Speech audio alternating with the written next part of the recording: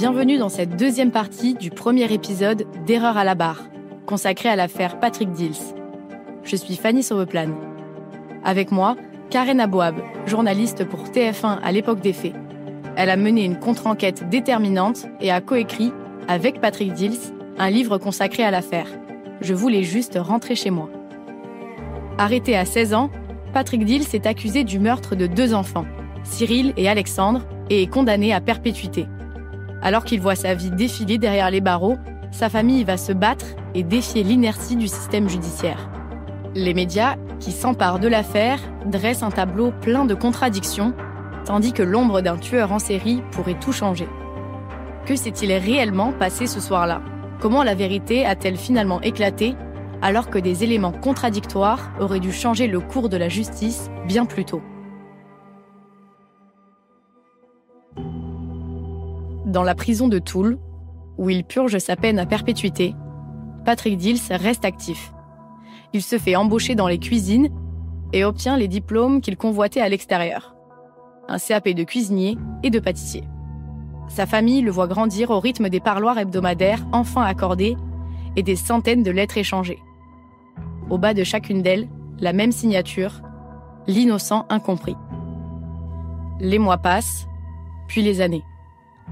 Au cours des années 90, c'est une affaire que l'on a presque oubliée. Mais Jacqueline Dils, la mère de Patrick, est une femme forte et déterminée. Elle ne compte pas abandonner son fils en prison. Elle le sait innocent. En juin 1996, Jacqueline Dils se rend chez un grand pénaliste parisien, Maître Florent. Elle sort une coupure de presse et dépose un article sur le bureau. On y parle d'un certain Francis Holm. Le journaliste y décrit le parcours criminel de celui qu'on appelle le routard du crime. Arrêté en 1992, il est impliqué dans 12 homicides et condamné à perpétuité. Il tue au hasard des rencontres et s'est révélé être un tueur en série à la violence glaçante. Au premier abord, rien ne relie Holm à Montigny-lès-Metz. Mais certains détails ont attiré l'attention de Madame Dils. Holm était dans l'est de la France entre mai et octobre 1986, au moment du meurtre de Cyril et Alexandre. Il est originaire de Metz et a déjà tué un enfant. Maître Florent, lui, remarque un autre élément crucial. L'homme a déjà tué à coups de pierre. Maître Florent accepte l'affaire. Il va démarrer des investigations pour assembler tous les éléments des crimes dans lesquels Holm est impliqué. Et il y a une similitude qui est extrêmement troublante, c'est qu'il défèque à côté des victimes. Et dans l'affaire de Montigny, il y a des excréments retrouvés à côté des corps. Mais ce qui le frappe le plus, c'est l'absence de mobile. Et l'enquête du double meurtre de Montigny a conclu à un meurtre gratuit, sans aucune préméditation. C'est l'œuvre d'un déséquilibré, d'un psychopathe. À ce moment-là, sa conviction est faite. Pour innocenter Patrick Dils, enfermé depuis bientôt 10 ans, Maître Florent se concentre sur cette piste. Il contacte le gendarme Jean-François Abgral, qui travaille sur les meurtres liés à Holm. Il est le seul à qui le tueur accepte de parler et lui a déjà avoué plusieurs meurtres. Lorsque Maître Florent raconte l'histoire de Montigny à Jean-François Abgral, une lumière s'allume dans l'esprit du gendarme. Et il se souvient qu'en 92, lors d'un interrogatoire sur d'autres meurtres, il a spontanément parlé d'une promenade à vélo le long d'une voie ferrée dans l'est de la France et que 2 enfants lui ont jeté des pierres. Il dit être parti, mais revenu parce que ça l'avait énervé. Il voit des gyrophares, il voit la police et les enfants, ils sont morts. À ce moment-là, Abgral travaille avec Holm depuis des mois. Il a compris son psychisme et a remarqué un schéma. Le tueur ne commence jamais par des aveux. Il raconte des fragments de vérité qu'il mélange. Il évoque des crimes, mais sans se les attribuer. Intrigué, le gendarme explique avoir vérifié dans les bases de données de gendarmerie si une affaire pourrait correspondre à cette histoire de talus et de double meurtre d'enfants. Mais il ne trouve rien.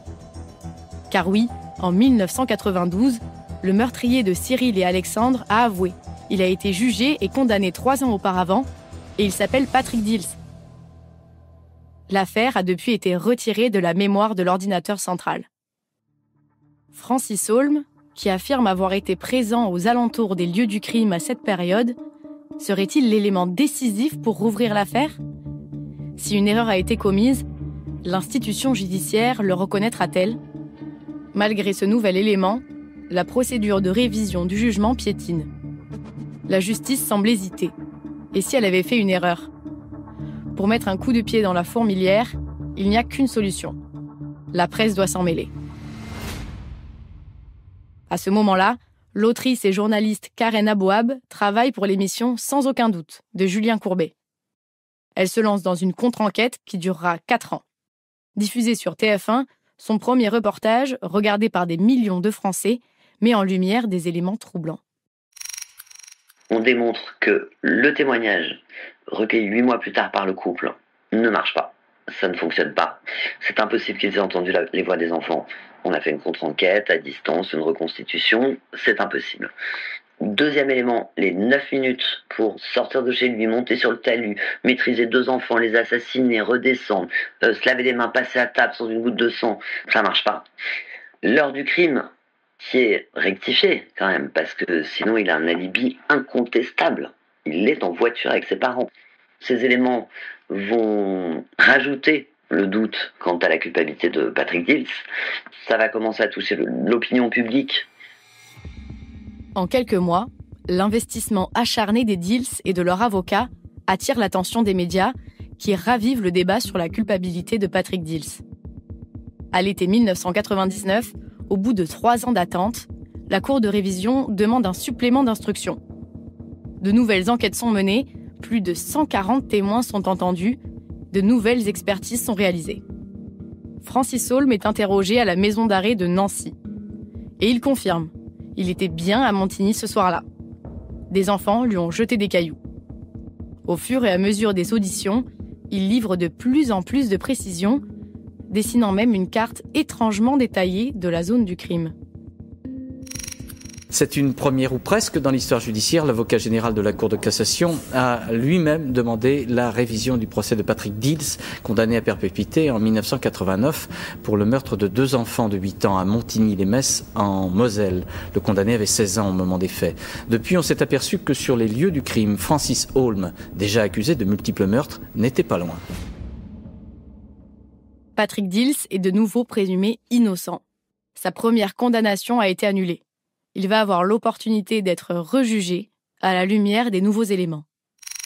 C'est la première fois en 100 ans que la Cour de révision anéantit une condamnation criminelle aussi lourde, une perpétuité. Et c'est la première fois qu'il s'agit d'un mineur. Le 19 juin 2001, un procès extrêmement attendu s'ouvre à la Cour de Reims. 14 ans après sa première condamnation, Patrick Dills s'installe à nouveau dans le box des accusés. Ce nouveau procès devra déterminer, à la lumière de nouveaux éléments, sa culpabilité ou son innocence. Moustachu, avec de grandes lunettes, l'adolescent n'en est plus un. Il fêtera ses 31 ans la semaine prochaine. Alors, pourquoi Patrick Dills a-t-il avoué ? Les failles de l'enquête de 1986 seront-elles mises en lumière ? Si Francis Holm a les clés de ce mystère, les donnera-t-il ? Les témoins défilent, les psychiatres s'expriment, les preuves sont analysées. Tout est en place pour trouver la vérité. Mais alors que tout le monde attend les explications de Dills, il se retrouve à nouveau face à son pire ennemi, lui-même. Il paraît froid, presque détaché. Comme lors de son premier procès, il se défend à peine, trop timidement. Pour la première fois de sa vie, Patrick Dills a pris à partie l'enquêteur, expliquant avoir avoué par lassitude pour en finir avec la garde à vue et les pressions psychologiques. Mais surtout, l'accusant de lui avoir suggéré, dicté ses aveux. L'inspecteur Varlet campe sur ses positions. Aucun aveu n'a été extorqué à Dills, qui les a réitérés 8 fois. Mais pour le gendarme Jean-François Abgral, ce double meurtre reflète la quasi-signature de Francis Holm. Le tueur en série, qui hante l'affaire, est extrait de sa cellule pour être interrogé à son tour comme témoin. Confronté à la juge, il reste presque silencieux, braqué par l'autorité qu'elle lui impose. Il assure pourtant à la grand-mère de l'un des enfants que ce n'est pas lui le coupable. Ils se regardent avec Patrick, ils ont un échange comme ça, ils se regardent dans les yeux, ils se lâchent pas des yeux. Francis Holm lui dit bonne chance et Patrick lui dit merci. Au cœur de cette lutte, Jacqueline Dills déclare devant la cour. Je suis fière de mon fils. S'il avait été coupable, je l'aurais emmené moi-même au commissariat. Je serais rentrée chez moi et je me serais suicidée. Au dernier jour du procès, l'avocat général se lève. Surprise, il demande l'acquittement. Les contre-enquêtes ont été percutantes. Il ne trouve pas de concordance entre les différents témoignages et les aveux de Dills. Ce qui a vraiment convaincu absolument l'avocat général qui demande l'acquittement, c'est la démonstration des gendarmes qui ont fait l'enquête au départ, avant que l'inspecteur Varlet et ses confrères reprennent l'enquête. Ils viennent démontrer par A plus B qu'en 9 minutes, il est techniquement impossible de commettre ce crime, de sortir de la maison de Patrick, d'assassiner des enfants, de revenir. Dans la salle des pas perdus, les journalistes attendent le verdict. Seulement voilà, c'est étrangement long. On y croit absolument. Moi, je suis en plateau à TF1, on doit faire un duplex. Enfin, je me souviens qu'on attend, mais c'est une évidence pour moi qu'il va être acquitté. Le procès en révision de Patrick Dills s'est achevé par un dernier coup de théâtre. La cour d'assises pour mineurs de la Marne l'a condamné à 25 ans de réclusion criminelle pour le meurtre des 2 enfants de Montigny-les-Metz commis en 86. Après 6 heures de délibéré, les jurés n'ont pas suivi l'avocat général qui avait demandé l'acquittement. Là, c'est l'incompréhension générale, c'est la stupéfaction. Un souffle de soulagement parcourt les familles des victimes. Pour elles, le cauchemar de ce nouveau procès touche à sa fin. Convaincues de la culpabilité de Dills, elles l'ont vécu comme une épreuve insoutenable. La famille Dills, elle, s'effondre à nouveau. Doivent-ils faire appel de cette décision et faire risquer la perpétuité à Patrick Dills ? Ou bien se satisfaire des 25 ans ? Dills a déjà fait 14 ans. Avec une remise de peine, il pourrait sortir bientôt. Mais Patrick n'a qu'un objectif, laver son nom. Il veut être reconnu innocent. Son procès en appel s'ouvre le 8 avril 2002 à Lyon et il est déterminé à prouver son innocence. Pour ce 3e procès, la salle est bondée. C'est la première fois que l'audience se déroule en public. Là, c'est la der des der. Il en prend conscience et il va être coaché, mais absolument coaché, par un ami, un homme qu'il aime plus que tout, un détenu qu'il appelle Papy. C'est un homme qui est convaincu par son innocence et qui lui dit « Écoute mon gars, moi je sais de quoi t'es capable, donc maintenant, c'est la dernière fois, t'as droit à une chance, t'en auras pas 2. » Après 15 ans en détention, la parole de ce timide maladif se libère enfin. Patrick Dills se défend pour de bon. Il était un enfant, fragile et naïf. Il a été manipulé. Il n'a fait que dire oui à des aveux suggérés. L'inspecteur Varlet lui faisait peur. C'est la première fois qu'il s'exprime vraiment et il est convaincant. Il évoque les tourments endurés en prison, les violences, l'humiliation. Et quand il raconte avoir été violé entre les murs de la maison d'arrêt, son père tombe dans les pommes. Le tueur en série Francis Holm est à nouveau interrogé. Pour les journalistes présents, c'est un moment historique. Lorsqu'il entre dans le tribunal, je me rappelle encore du ressenti physique quand on dit « j'ai froid dans le dos ». J'ai réellement eu froid dans le cou, glaçant. Et je ne suis évidemment pas la seule à avoir ressenti ça. Il raconte sa vie, ses misères, un parcours épouvantable. Puis il s'adresse à Patrick Dills. Il dit « c'est pas moi, mais je sais que c'est pas toi. Bon courage, bonne chance ». Alors on se dit « la prix perpète ». Pourquoi il parle pas ? Pourquoi il libère pas ce gamin ? Un nouveau témoignage, arrivé avec 15 ans de retard, braque définitivement tous les yeux sur lui. Le 28 septembre 1986, jour du meurtre des 2 enfants, 2 pêcheurs expliquent avoir retrouvé Francis Holm, très ivre, allongé par terre avec son vélo, couvert de sang, à quelques kilomètres du lieu du crime. Il l'aurait raccompagné chez sa grand-mère. Pourquoi si tard ? Pourquoi avoir ignoré leurs témoignages jusque-là ? Comme ils ne voulaient pas d'ennui avec la police, ils n'ont rien dit. Ils se sont rassurés en pensant que Holm n'avait rien à voir avec cette affaire, mais au moment de la deuxième condamnation de Dils à Reims, l'année précédente, ils ont compris qu'ils ne pouvaient plus se taire. Francis Holm était bien sur les lieux du crime, le jour du crime et à l'heure du crime. Il était couvert de sang. Et lorsqu'ils lui ont demandé pourquoi il avait tout ce sang, je suis tombé, je me suis fait mal. Et il précise, il n'avait aucune blessure. Comment un témoignage inespéré, arrivé avec 15 ans de retard, pourrait définitivement faire pencher la balance ? Le 24 avril 2002, les jurés se retirent pour délibérer. Après 2h30, le verdict tombe. Patrick Dils est innocenté. Enfin. Un tonnerre d'applaudissements accueille le verdict. Les avocats de Patrick Dils sont acclamés. Des applaudissements et des larmes. La fin d'un cauchemar qui aura duré 15 ans pour la famille Dils. Ils ont quand même compris que c'est pas mon fils qui est le coupable. Mon fils est innocent. Oui, mais que mon fils est innocent. À la sortie du tribunal, c'est la cohue. Patrick Dils, devenu le symbole des erreurs judiciaires en France, est libre. Pour les proches des petits Cyril et Alexandre, c'est un coup de massue. Ça a été très dur pour les familles des enfants. Durant 15 ans, ces familles ont eu la conviction que Patrick Dils était l'horrible assassin qui leur avait enlevé leurs petits-enfants. Et ils ont vu quelques journalistes et au fur et à mesure la presse, l'opinion publique, mettre le mot victime à côté de Patrick Dils, oui, victime d'une erreur judiciaire. C'était déjà terrible pour eux. Et puis, lorsque Patrick a été libéré, il y a eu 15 ans de vide. Il était impossible de faire le deuil, d'envisager cette thèse.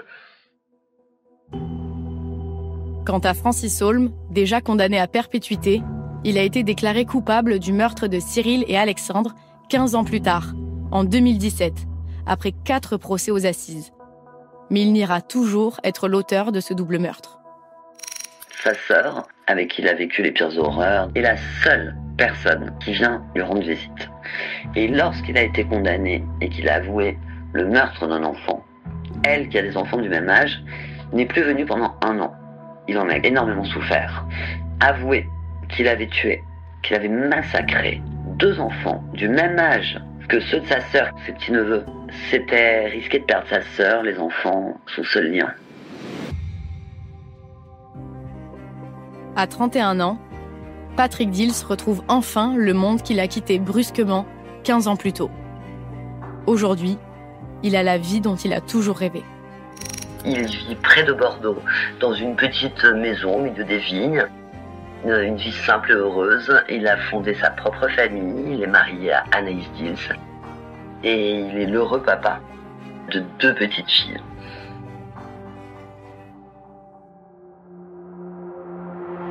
Vous venez d'écouter la 2e partie de ce premier épisode de Erreur à la barre, un podcast original Énergie sur les plus grandes erreurs judiciaires, produit avec Louis Créative.